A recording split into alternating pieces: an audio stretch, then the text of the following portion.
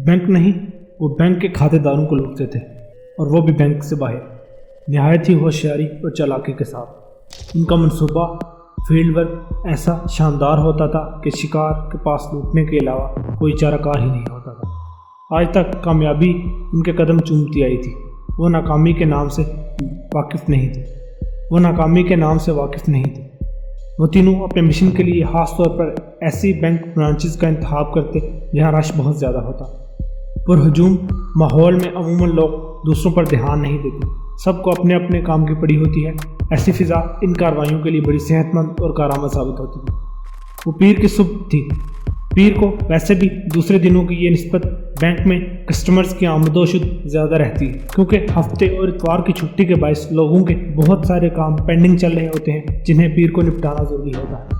جب سے بینکس میں ٹوکن کا سسٹم شروع ہوا ہے، بینکاری کے معاملات میں کافی نظم و ضبط دیکھنے کو ملتا ہے، ورنہ اس سے پہلے ہر ونڈو کے سامنے لمبی لمبی قطاریں لگی ہوتی تھی، اور بعض اپنی عادت سے مجبور بے اصول افراد ان قطاروں میں بے ایمانی اور زیادتی کا کوئی موقع ہاتھ سے جانے نہیں دیتے تھے۔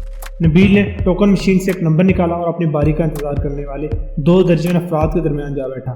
اس نے اپنے ہاتھ میں ایک چیک بھی تھام رکھا تھا۔ وہ چیک محض دنیا کے دکھاوے کے لیے تھا تاکہ وہاں موجود لوگوں کو اس پر کسی قسم کا شک نہ ہو۔ اسے دیکھنے والے یہی سمجھے کہ وہ اپنا چیک کیش کرانے بینک آیا ہے۔ یہ نبیل کی ایک چال تھی، اس کا نمبر آنے میں ابھی کافی دیر تھی، لہٰذا وہ عقابی نگاہ کا استعمال کرتے ہوئے کام میں مصروف ہو گیا۔ زبیر کے ہاتھ میں ایک فیس چالان تھا۔ وہ بینک اسٹاف کے ایک آفیسر سے کچھ معلومات حاصل کرنے میں مصروف تھا۔ وہ فیس چالان بینک میں اس کی موجودگی کا ایک جواز تھا، ورنہ اسے فیس جمع کرانے میں کوئی دلچسپی نہیں تھی اور نہ ہی یہ اس کی ضرورت تھی۔ یہ تو اس ناٹک کی آڑ میں ان لوگوں پر کڑی نظر رکھے ہوئے تھا جو باری مالیت کے چیک کیش کرانے بینک میں پہنچے ہوئے۔ انہی میں سے کسی ایک کو آج ٹارگٹ کیا جانے والا تھا۔ پرویز بینک کے باہر محفوظ فاصلے پر ریڈ الرٹ کھڑا تھا۔ اس نے اپنی ہیوی بائک سے ٹیک لگا رکھی تھی اور بے حد محتاط اور غیر محسوس انداز میں وہ بینک سے باہر نکلنے والے افراد کو واچ کر رہا تھا۔ بینک کے اندر ظاہر ہونے والے لوگ اس کی ترجیحات میں شامل نہیں تھے، البتہ باہر نکلنے والے اس کی ترجیحات میں شامل تھے۔ کوئی ایسا شخص جس کے بارے میں اس کے ساتھی یہ خوشخبری سنائے کہ وہ بینک سے ایک تگڑی رقم لے کے جا رہا ہے، اس اطلاع کے ساتھ ہی پرویز کا کام شروع ہو جانا تھا۔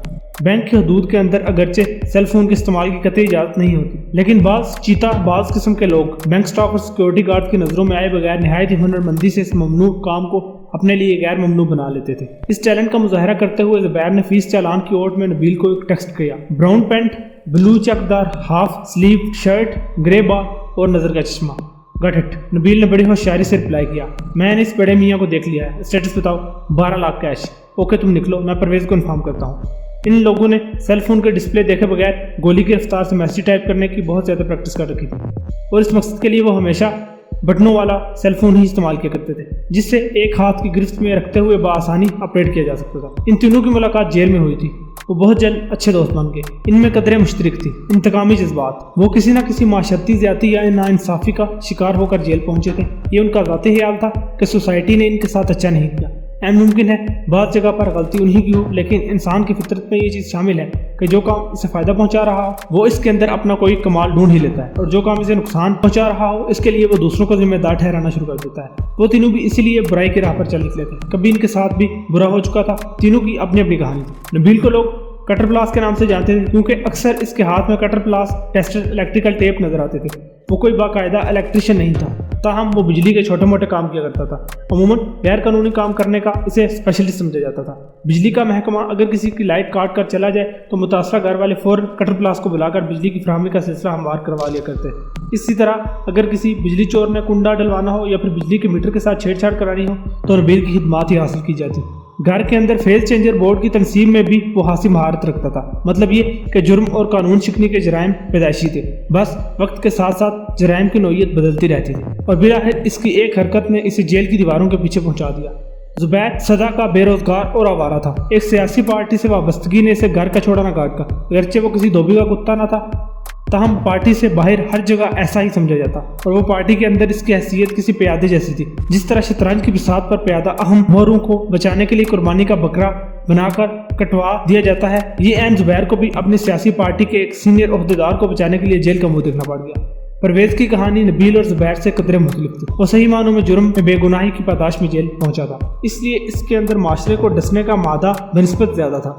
یہ بات اس کے ذہن میں بیٹھ گئی تھی کہ اس کا دنیا میں کوئی نہیں۔ وہ چند ایسے لوگوں کی گواہی اور پولیس کی بدعنوانی کا شکار ہو کر اس جیل میں آیا تھا جو امن پسند اور اچھے شہری خیال کیے جاتے ہیں۔ پرویز نے ان لوگوں کے شرافت کے پیچھے چھپا ہوا مکروہ چہرہ بڑے واضح انداز میں دیکھ لیا تھا۔ اس کا کوئی قصور نہیں تھا، مگر پھر بھی وہ لٹیروں کا ساتھی سمجھا گیا، اور وہ بھی معزز شہریوں کی گواہی پر۔ اس کے دل میں ایسے نام نہاد شہریوں کے خلاف حد درجہ زہر بھرا ہوا تھا، اور اس نے اٹل فیصلہ کر لیا تھا کہ رہائی کے بعد وہ اسی پیشے کو اختیار کرے گا جس سے عدم وابستگی کے باوجود اسے مورد الزام ٹھہرا کر آہنی سلاؤں کے پیچھے پہنچا دیا گیا تھا۔ ہم مزاج ہونے کے باعث وہ آپس میں گل مل گئے۔ کسی کا بھروسہ جیتنے کے لیے ضروری ہے کہ اپنے قریب آنے کا موقع فراہم کیا جائے، اپنے رازوں کو اس کے ساتھ شیئر کیا جائے۔ جیل کی محدود فضا میں وہ ایک دوسرے سے ہاتھ سے بے تکلف تو ہو گئے۔ ایک روز انہیں ساہ کالب یکجان ہونے کا موقع مل گیا۔ وہ دوسرے قیدیوں سے الگ تھلگ بیٹھے گپ شپ کر رہے تھے کہ زبیر نے نبیل سے کہا، یار کٹر پلاس، تم نے اپنی کسی حرکت کا ذکر کیا تھا جس کے نتیجے میں تمہیں جیل ہوئی، کیا تم ہمیں اس واقعے کی تفصیل بتانا پسند کرو گے؟ کیوں نہیں، نبیل نے معتدل انداز میں کہا، آپ دونوں میرے سچے دوست ہو تو پھر ہو جاؤ شروع۔ پرویز نے لقمہ لیا، میری بیوی مجھے چھوڑ کر اپنے آشنا کے ساتھ بھاگ گئی تھی۔ نبیل نے ایک بوجھل سانس خارج کرتے ہوئے کہا، بس اسی دن سے مجھے عورتوں سے خصوصاً بیوی سے نفرت ہو گئی۔ چند روز تک میں خوب پیچو تاب کھاتا رہا۔ بیوی مجھے جو جوتا مار کر گئی تھی اس کی اذیت صبح شام میرے احساس پر کوڑے برساتی رہی۔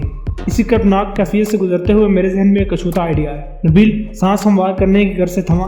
پرویز پوچھے بغیر نہ رہ سکا، بے وفا بیویوں سے بیانہ کا انتقام لینے جیسا خیال ہے؟ بالکل نہیں، وہ پوری قطعیت سے نفی میں گردن جھٹکتے ہوئے بولا، ایسی کوئی بات نہیں۔ پھر کیسی بات؟ زبیر نے استفسار کیا۔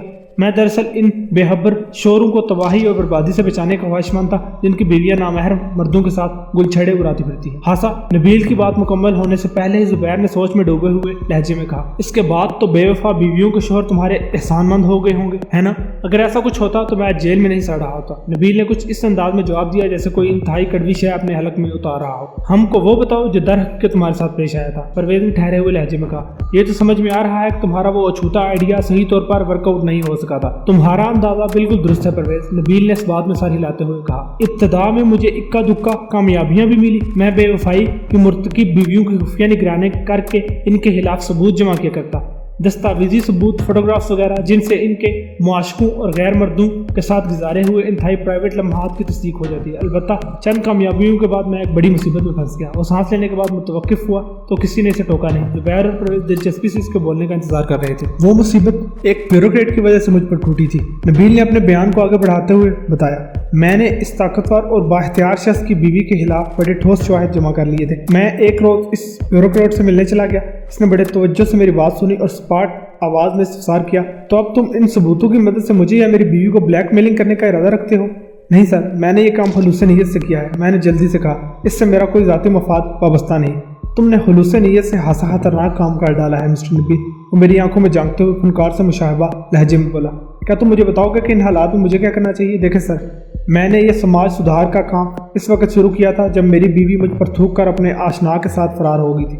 میں نے اس اعلیٰ سرکاری افسر کے سوال کے جواب میں کہا، آپ کو یہ انفارمیشن دینے کا مقصد یہ ہے کہ اگر آپ کے بس میں ہو تو اپنی بیوی کو راہ راست پر لانے کی کوشش کریں، ورنہ اسے طلاق دے کر اپنی زندگی سے نکال دیں۔ محکمے میں آپ کی بڑی عزت ہے، اگر آپ کی بے خبری میں آپ کی بیوی آپ کے چہرے پر کالک مل کر کسی کے ساتھ بھاگ گئی تو آپ کسی کو اپنا کالا منہ دکھانے کے قابل نہیں رہیں گے۔ آپ میری بات سمجھ رہے ہیں نا؟ اس بیوروکریٹ کے چہرے پر زلزلے کے اثرات پیدا ہوئے۔ وہ چند لمحات تک سلگتی نظروں سے مجھے تکتا رہا، پھر ٹھوس لہجے میں بولا، تم جیسا سوچ رہے ہو ویسا کچھ بھی نہیں ہوگا، کیونکہ ہم میاں بیوی میں بڑی مضبوط ذہنی ہم آہنگی ہے۔ ذہنی ہم آہنگی یعنی؟ میں نے حیرت بری نظر سے اسے دیکھا اور الجھن زدہ لہجے میں کہا، میں کچھ سمجھا نہیں سر۔ ذہنی ہم آہنگی کا مطلب یہ ہے سیٹلمنٹ۔ ایک لفظ پر زور دیتے ہوئے وہ بولا، تم اسے ایک سمجھوتا بھی کہہ سکتی ہو۔ ہم دونوں میاں بیوی ایک دوسرے کے معاملات میں مداخلت نہیں کرتے، یعنی اس کھوج میں اپنے دماغ کو خراب نہیں کرتے کہ کس رات کون کس کے بستر پر سویا تھا۔ ہم دونوں کی پرائیویٹ لائفز الگ ہیں اور ہم اپنی من پسند زندگی گزارنے کے لیے آزاد ہیں۔ کیا میاں بیوی کے بیچ اس قسم کا سمجھوتا بھی ہو سکتا ہے؟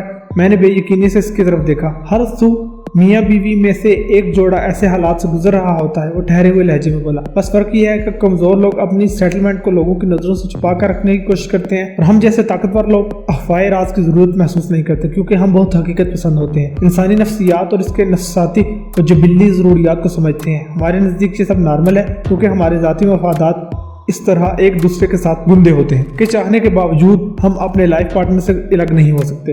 اس کا مطلب یہ ہے کہ آپ کے پاس آ کر میں نے غلطی کر دی، بس میں اتنا ہی کہہ پایا، غلطی نہیں بلکہ غلطان۔ نہایت ہی سنگین تھا۔ وہ ترش لہجے میں بولا، اور غلطی کو سدھارنے کے لیے سزا تو ملتی ہے۔ سزا؟ کیسی سزا؟ میں نے عجیب سی نظروں سے اس کی طرف دیکھا۔ اپنی اوقات سے زیادہ اونچے معاملات میں ٹانگ اڑانے کی سزا، اس نے حفکی بھرے لہجے میں کہا۔ No get lost. میں بے پرواہ ہو کر اس بیوروکریٹ کے آفس سے نکلا۔ اسی رات پولیس نے میرے کرائے کے کوارٹر پر چھاپا مارا اور مجھے منشیات فروشوں کا اعلی کار جان کر گرفتار کر لیا۔ اب دونوں جانتے ہیں پولیس والے جب چاہے اپنی مرضی سے ثبوت حاصل کر لیتے ہیں۔ یہ بات مجھ سے زیادہ بھلا کون جان سکتا ہے؟ پرویز نے مانی ہیز انداز میں گردن ہلائی۔ ثبوت تو تمہارے پاس بھی تھے، زبیر نے کہا۔ اس بیوروکریٹ کی بیوی کی بدعنوانیوں کو عیاں کرنے والے فوٹوگرافز وغیرہ، تو تم نے وہ سارا مواد پولیس کو دکھا کر انہیں سچ سے آگاہ کر سکتے تھے۔ کیا کسی میڈیا ہاؤس میں جا کر انہیں اپنی بے گناہی ثابت کرنے کے لیے آمادہ کر سکتے تھے؟ ایسا کرنے کا موقع تو تب آتا جب وہ میری دستاویزات اور فوٹوگرافز میری کسٹڈی میں ہوتے، نبیل نے بے چارگی سے کہا۔ مجھے اپنے آفس سے نکالتے وقت وہ تمام ثبوت اس بیوروکریٹ نے اپنے پاس رکھ لیے تھے۔ دت تیرے کی، زبیر نے برا سا منہ بناتے ہوئے کہا۔ تمہارے پاس کوئی بیک اپ پلان تو ہوگا نا؟ نہیں، میں نے ایسا کچھ بھی پلان نہیں کیا تھا، نبیل نے سادہ سے لہجے میں جواب دیا۔ زبیر سٹ پٹا کر رہ گیا۔ تم سے بڑا گدھا بھی کوئی کیا ہوگا؟ نبیل کی نیت شفاف تھی، وہ کسی کو بلیک میل کرنے کا ارادہ ہرگز نہیں رکھتا تھا، اس لیے اس معصوم انسان نے کسی بھی چیز کی کاپی اپنے پاس بچا کر نہیں رکھی تھی۔ پرویز نے بے دلی سے کہا۔ تم اس کا ٹرائل کرنا چھوڑو اور اپنی سٹوری سناؤ۔ میں تو قربانی کا بکرا ہوں دوستو، جو کٹنے کے بعد بھی زندہ ہے اور اپنی اس واحد زندگی پر شرمندہ ہے۔ زبیر ایک بوجھل سانس خارج کرتے ہوئے بولا۔ میری سٹوری میں کوئی گلیمر نہیں ہے۔ ہماری پارٹی کے ایک سینئر رکن نے ایک NRP کے اپارٹمنٹ پر قبضہ کر لیا تھا۔ NRP؟ نبیل نے سوالیہ نظروں سے اس کی طرف دیکھا۔ نان ریزیڈنٹ پاکستانی، زبیر نے وضاحت کرتے ہوئے بولا۔ مطلب ایسا شخص جس کی پیدائش تو پاکستان میں ہو مگر وہ پاکستان میں رہائش پذیر نہ ہو، بلکہ مستقل بنیادوں پر پاکستان سے باہر کسی ملک پر رہائش پذیر ہو۔ سمجھ گیا، آگے بتاؤ، نبیل نے کہا۔ ہماری پارٹی کے اس رکن نے مذکورہ اپارٹمنٹ کو اپنے عیش و آرام کے لیے مختص کر رکھا تھا۔ چند سال کے بعد وہ بندہ واپس آیا تو اس نے دیکھا اس کی ملکیت کا تالا توڑ کر اس پر کوئی اور قابض ہو گیا ہے۔ وہ سیدھا متعلقہ پولیس اسٹیشن پہنچا اور اپارٹمنٹ پر قابض شخص کے خلاف رپورٹ درج کرانے کی کوشش کی، لیکن جب پولیس کو پتہ چلا کہ قابض محض کون ہے تو پکی FIR کاٹنے کے بجائے انہوں نے کچی رپورٹ لکھی اور NRP کو جھوٹی تسلی دی کہ وہ فکر نہ کرے، پولیس فوری کارروائی کرے گی۔ سچی بات تو یہ ہے کہ پولیس کے بڑے بڑے آفیسرز بھی اتنی جرأت نہیں کر سکتے کہ وہ ہماری پارٹی کے کسی سینئر رکن پر ہاتھ ڈال سکے۔ چنانچہ 3-4 دن اسی طرح گزر گئے اور ہمارا بندہ بے فکری سے اپنی زندگی کے پربہار دن گزارتا رہا۔ وہ NRP پولیس کا گیم سمجھ گیا اور اس نے اپنے سفارت خانے کے ذریعے پاکستان کے متعلقہ محکمے پر دباؤ ڈلوایا، جس کے نتیجے میں ہمارے بندے کو وہ اپارٹمنٹ خالی کرنا پڑا اور وہ NRP اپنی پراپرٹی کو فروخت کرنے میں لگ گیا۔ بظاہر یہ کہانی یہی ختم ہو جاتی ہے، لیکن ابھی تک اس میں میرا کردار نہیں آیا، لہٰذا آپ لوگوں کو تھوڑا اور بور کروں گا۔ لمحاتی توقف کے بعد اس نے ایک گہری سانس خارج کی، پھر اپنی بات مکمل کرتے ہوئے بولا۔ ہمارے سینئر پارٹی عہدیدار کو ہتھیار ڈالنے کی عادت نہیں، اس پہ سپاہی کو اس نے اپنی ذلت و بے عزتی سمجھا اور انتقام کے طور پر ایک رات NRP پر قاتلانہ حملہ کر دیا۔ اس NRP کی خوش قسمتی کہ وہ بچ گیا۔ وہ ایک مرتبہ پھر اپنے سفارت خانے کی مدد سے متحرک ہو گیا۔ پولیس پر جب اسلام آباد سے دباؤ آیا تو محض فارمیلٹی کے لیے گرفتاری لازمی ٹھہری۔ پولیس نے پارٹی سے درخواست کی کہ کچھ عرصے کے لیے قربانی کا ایک ایسا بکرا چاہیے جسے کاٹا نہیں جائے مگر قربان گاہ کی حدود میں ہی رکھا جائے۔ جب وہ NRP اپارٹمنٹ فروخت کر کے واپس چلا جائے گا تو بکرے کو چھوڑ دیا جائے گا۔ میری اطلاعات کے مطابق پچھلے مہینے وہ بندہ واپس آ چکا ہے۔ امید ہے بہت جلد میں جیل سے باہر ہوں گا۔ میں مسلسل بے روزگاری کے عذاب سے گزر رہا تھا۔ نبیل اور زبیر کی فرمائش سے پہلے ہی پرویز نے اپنی کہانی شروع کر دی۔ ایک دفتر سے دوسرے دفتر کے چکر لگاتے ہوئے میری ٹانگیں اور ہمت ٹوٹنے کے قریب تھی کہ ایک افسوسناک واقعے نے مجھے جیل پہنچا دیا۔ مجھے ہی کسی مظلوم اور بے بس انسان کی مدد کرنے کا دوڑا پڑ گیا۔ کاش میں نے بہادری کا مظاہرہ نہ کیا ہوتا۔ پرویز نے بات ادھوری چھوڑی تو نبیل نے بے تابی سے پوچھا، اس افسوسناک واقعے کے بارے میں کچھ بتاؤ۔ میں ایک گلی سے گزر رہا تھا کہ میں نے 2-3 افراد کو ایک ادھیر عمر شخص کے ساتھ زبردستی کرتے دیکھا۔ پرویز وضاحت کرتے ہوئے بولا۔ اس بزرگ کے ہاتھ میں ایک چھوٹا سا بیگ تھا جسے وہ لوگ چھیننے کی کوشش کر رہے تھے۔ میں اس مصیبت زدہ شخص کی مدد کرنے کے لیے آگے بڑھا، لیکن میرے وہاں پہنچنے سے پہلے وہ لٹیرے اس شخص کا بیگ چھین کر اپنی بائک پر فرار ہو گئے۔ میں چاہے جتنا بھی تیز بھاگتا انہیں پکڑا نہیں جا سکتا تھا، اس لیے میں بزرگ کی اشک جوئی میں مصروف ہو گیا۔ میرے استفسار پر اس نے مجھے بتایا، میں بینک سے 5 لاکھ روپے نکال کر ایک رکشے میں بیٹھا اور گھر کی طرف جا رہا تھا کہ یہاں بیچ راہ میں ان ڈاکوؤں نے مجھے لوٹ لیا۔ یہ انکل بینک سے میرے ہی رکشے میں آ رہے تھے۔ نزدیک ہی کھڑے ایک شخص نے رکشے کی جانب اشارہ کرتے ہوئے کہا۔ ان منحوسوں نے اپنی موٹر سائیکلیں اچانک میرے رکشے کے سامنے لا کر مجھے بریک لگانے پر مجبور کر دیا اور گن دکھا کر ان انکل کا بیگ چھین لیا۔ میں نے کافی مزاحمت کی مگر وہ مجھ پر باڑی پڑ رہے تھے۔ لوٹنے والے بزرگ نے روحانسی آواز میں کہا، لیکن جب انہوں نے مجھ پر گن تان لی تو میرے دماغ نے کام کرنا ہی چھوڑ دیا اور بیگ پر میری گرفت ڈھیلی ہوتے ہی انہوں نے اپنا کام دکھایا۔ ہائے میرے پیسے! میں اس رقم سے اپنی بیٹی کا جہیز خریدنے والا تھا۔ میں نے ان لفنگوں کو آپ کے ساتھ چھینا جپٹی کرتے دیکھا تھا۔ میں نے ہمدردی بھرے لہجے میں کہا، بہرحال شکر کریں کہ آپ کی جان بچ گئی ہے، پیسوں کا کیا ہے، یہ تو آنی جانی شے ہے۔ میرا یہ اظہار ہمدردی خطرناک ثابت ہوا۔ تم تو ایسے کہہ رہے ہو جیسے وہ 5 لاکھ روپے میرے نہیں تمہارے تھے۔ بڑے میاں چٹک کر بولے، یہ رقم میری جان سے زیادہ اہم تھی، غلطی ہو گئی جناب، میں نے معذرت خواہانہ انداز میں کہا، مجھے آپ کی مدد کے لیے اس طرف آنا ہی نہیں چاہیے تھا، دور کھڑا تماشا دیکھتا رہتا تو ہی ٹھیک تھا۔ ہاں عمر رسیدہ شخص نے ہاتھ نچا کر عجیب سے لہجے میں بولا، پہلے چپ چاپ میرے لوٹنے کا تماشا دیکھتے رہے اور پھر افسوس کرنے میرے پاس چلے آئے، کہیں تم بھی؟ اس نے شک زدہ نظر سے مجھے گھورا، پھر ہاتھ سے کڑوے لہجے میں اضافہ کر دیا، تم بھی انہیں ڈاکوؤں کے ساتھی تو نہیں جو اب تک میرے زخموں پر نمک چھڑکنے کی کوشش کر رہے ہو؟ اس دوران درجن بھر افراد جائے وقوع پر جمع ہو چکے تھے، مجھے بہت ہفت محسوس ہو رہی تھی۔ میں نے الجھن زدہ لہجے میں کہا، حضرت یہ اب کیا کہہ رہے ہیں؟ میں تو آپ کی مدد کے لیے ادھر آیا تھا اور آپ الٹا مجھے ہی اس واقعے کا ذمہ دار قرار دے رہے ہیں، یہ تو سراسر زیادتی ہے۔ میری مخالفت میں اس لوٹنے والے بڈھے کے الفاظ نے آگ تو لگا ہی دی تھی، اس پر رکشہ ڈرائیور کی آواز نے جلدی پر تیل کا کام کیا۔ مجھے ایسا لگ رہا ہے کہ وہ میرے چہرے کی طرف انگلی اٹھاتے ہوئے بولا، میں نے تمہیں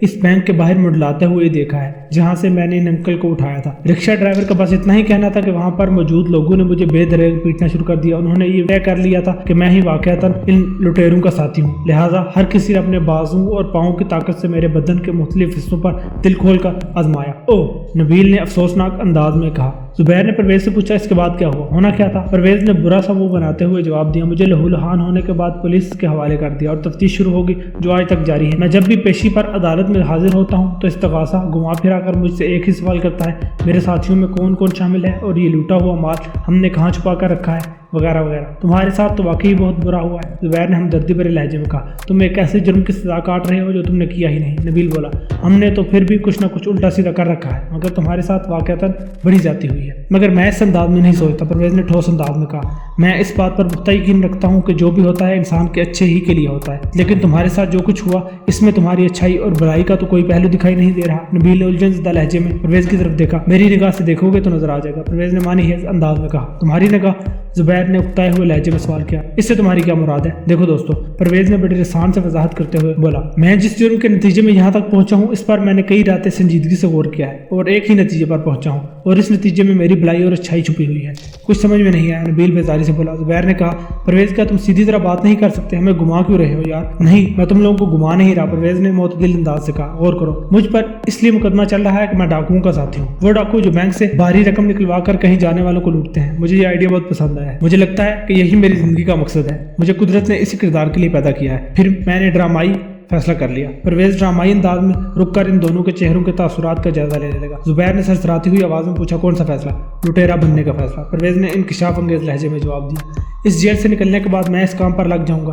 سنا کرنے کے جرم میں مجھے گرفتار کر کے جیل میں ڈال دیا گیا اور یہ کام کسی ایک بندے کے بس کا نہیں ہے۔ لمحاتی توقف کر کے اس نے آسودہ سانس خارج کری اور بڑے اعتماد سے بولا، اس کام کو کامیابی سے سر انجام دینے کے لیے 3 افراد چاہیے، یعنی اس ٹیم کا ہر فرد جان کی بازی لگانے کا حوصلہ بھی رکھتا ہو۔ کیا تم دونوں اس ٹیم کا حصہ بننا پسند کرو گے؟ نبیل اور زبیر کی آنکھیں فوراً مسرت سے چمک اٹھی، پرویز کی پیشکش کو ٹھکرانے کا سوال ہی پیدا نہیں ہوتا تھا۔